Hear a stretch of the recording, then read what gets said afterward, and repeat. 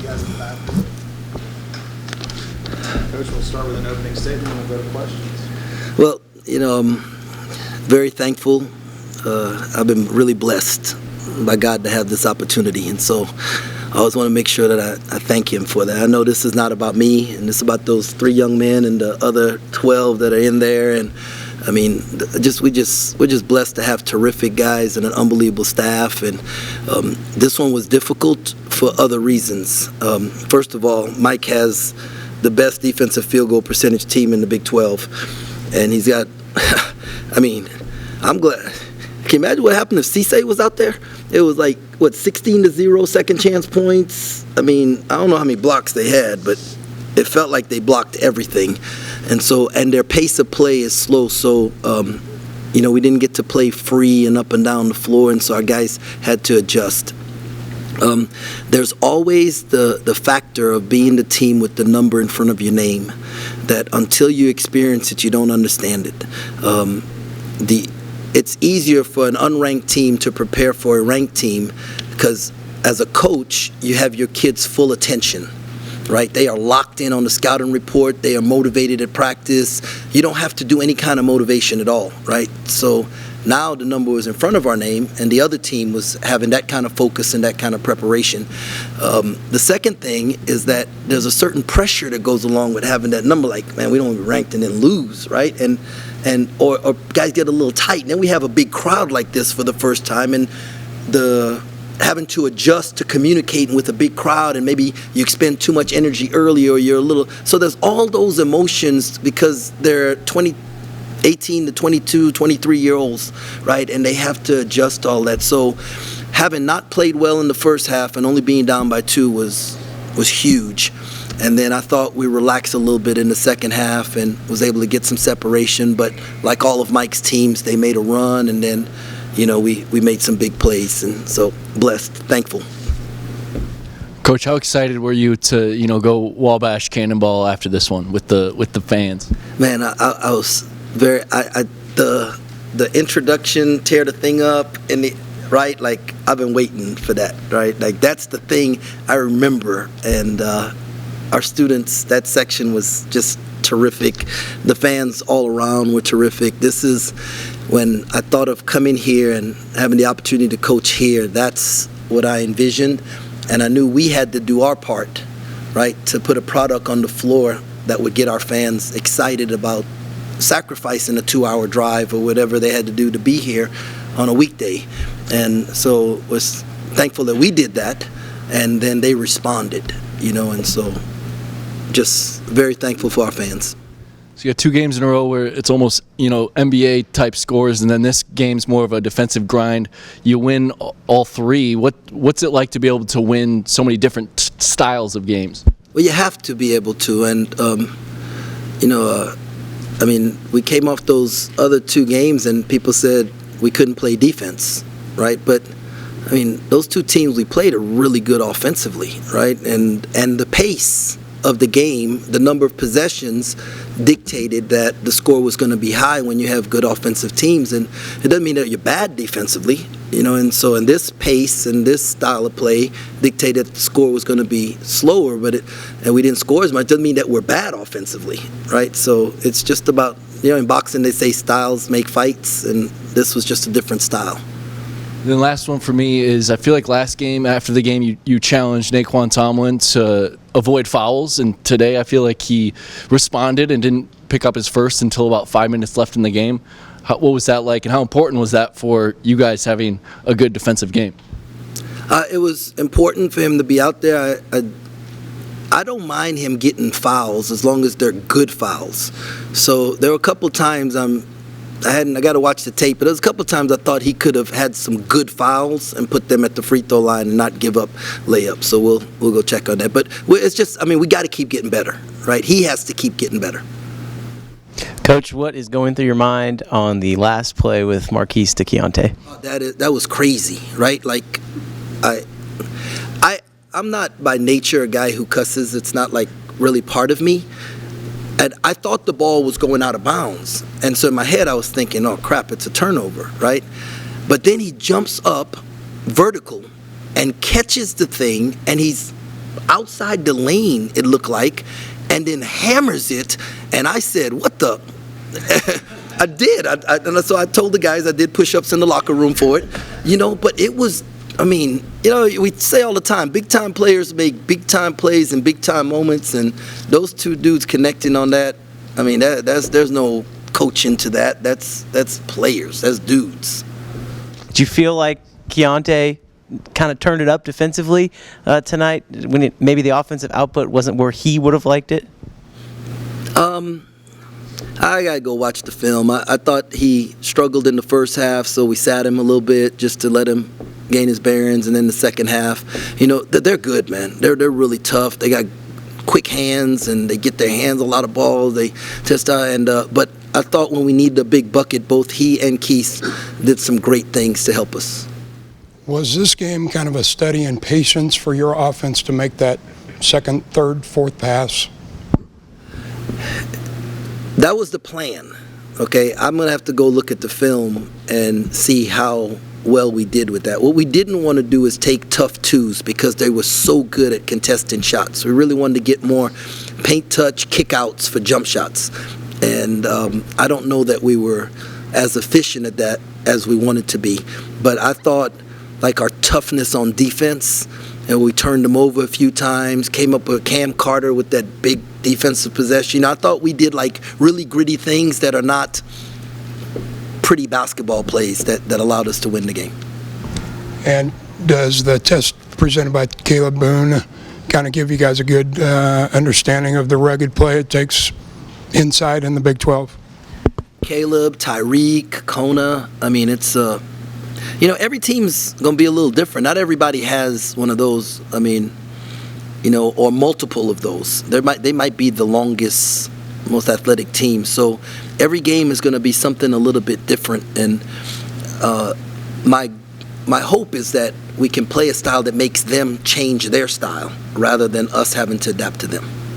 And the block by Naquan Tomlin, I think there was 140 left. Just how key of a play was that to the proceedings? Quan, he stopped pouting, late in the second half, and made some really good plays for us. So, Dave out, how valuable are Ish's minutes right now when he's giving you guys to, at the 5? When anybody's down, like, every guy who steps on the floor, minutes are very valuable. Ish's were valuable. Tyke's were valuable. How about his charge, right, on the roll is huge. Huge play, and his IQ to be able to be there and take it, and so, yeah, everybody's really valuable. Ish hit a couple really big shots, and I think we're going to be able to get Ish to not only make the shots, but then also maybe, because they run at him so much, he can be a shot fake, one dribble, move the ball, and get somebody else a good shot too. And so that's going to be the next step for him. Is it fair to say that your team has really grown up in the last month? It seems like if one of them has a bad play or mistake, they come back a minute later with the key play. We're not letting one mistake lead to two. And so I see that more and more. 15-1. Some had the great note that that's more wins than K-State had all last season. Is there anything that surprised you about this run in hindsight? I think the whole thing is kind of surprising. When you start, we started in the summer, when we got here in March and April, we kind of looked at the team and said, how many wins you think we got with this team? And we didn't see enough wins because we want to go to the tournament, right? And so then we started bringing guys in. As we started bringing guys in, we started saying, okay, how many wins do we see? And the young men that are here, we were showing them the non-conference schedule. Hey, can we go 10-1 in a non-conference? And I think Kevin Pagua told us if we saw 10 wins in our non-conference, then schedule another high major game. That's why we scheduled Cal. But if we didn't see 10 wins in a non-conference, then schedule a bye game so you can get yourself to 10, because if you can win 8 in the Big 12, you go to the NCAA tournament. Okay, so that was kind of our mindset as we're putting everything together. Never did we think we'd be 15-1 right now, right? That wasn't it. but our approach is not as such as that, hey, look at the whole season. We just, like, the next thing. Like, tomorrow, like, all we're thinking about tomorrow is them resting and recovering, and, like, we try not to look too far down the road. So, looking back, the whole thing's surprising, right? But, I mean, you saw tonight, you saw over the last few games, we got some dudes, right? And they're just making plays, man, like, big-time plays. It's just... I shake my head quite a bit and smile and clap and say thank you, Jesus,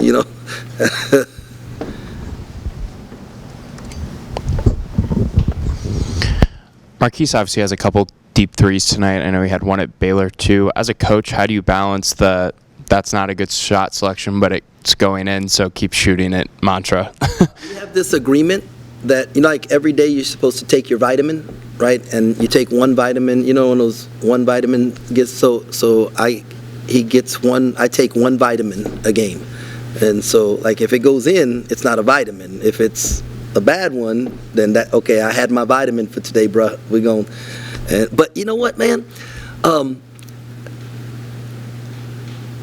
don't know if this is the set-in to tell the story, but I spent, like, the first part of the season and in preparing, maybe focused too much on what our guys couldn't do, or maybe somebody else has somebody that's better than us, and I heard a sermon, and the pastor talked about, that the king wasn't a good king, and the Lord told the prophet to tell him you got the arrow in your quiver, shoot your arrow. That is your arrow. And God was really telling me that, look, Keith is my arrow. I don't need to look at everybody else's arrow, what they're doing. I said, he's my arrow. And we had a meeting in my office, and I just told him, I apologized to him, and I said, bro, you are my arrow. We're going to win this battle with you. And we prayed together, and I asked him to, one of our thing was, like, I want him to learn to see the game through my eyes, and I want to learn to see the game through his. And I feel like since that time, I haven't allowed, like, little things that really don't matter to bother me, and I think he hasn't allowed, like, my coaching, or sometimes when I say something to him, to bother him. Like, we're just moving forward together. And so he loves K-State. He loves the game of basketball. He works so hard, and I have to learn to, like, just take my hands off and let him be who he is. Can you just describe what your relationship with him has grown to? I mean, you've worked with so many guards in the past, but what makes your relationship with Marquise unique? I don't know. I think he opened his heart to us, and we've opened our hearts to him, and I've told y'all over and over we don't have this team without him, right? Him and Ish, the time they put in, and and I remember when last year being at Baylor, watching him play, and particularly the Texas Tech game, right? And when Kevin McCullough tried to post him up, and he beat Kevin one way and then beat him the other and stripped him. And I just remember telling everybody, man, that's the toughest little joker in the 12. Like, he's a Baylor guard. When I was at Baylor, I said, he's a Baylor guard, right? And I think he's showing, given space and time and some other guys around him, and confidence that he's a high level, maybe the best guard in America right now, right? How much more can you see him growing at this point with the improvement that he's had just this season? Well, he's going to continue to grow because defenses are going to throw different things at him. Like, they triangled in two. Like, Baylor triangled into this, and they triangled, Oklahoma State triangled into this. So we're going to see different kind of defenses, and it's going to help his offensive basketball IQ improve. And so, yeah, his ceiling is, he's punching through paper ceilings. Like, some people are saying, oh, because he's 5'8", this is his ceiling, and he's just kicking that thing open. First of all, I just got to say the quarter zip game this season is so on point. That's another great one. Going back to the Wabash, you Wabashing with the students. Would you like somebody to join you out there? Have you talked to the team about that? Well, no, I want the team to go around and shake everybody's hands. The quarter zips are courtesy of Austin Carpenter on our staff. He's in charge of the gear, so he gets all the credit for that. Y'all know I'm colorblind, so I don't put this stuff together. They tell me exactly what to wear.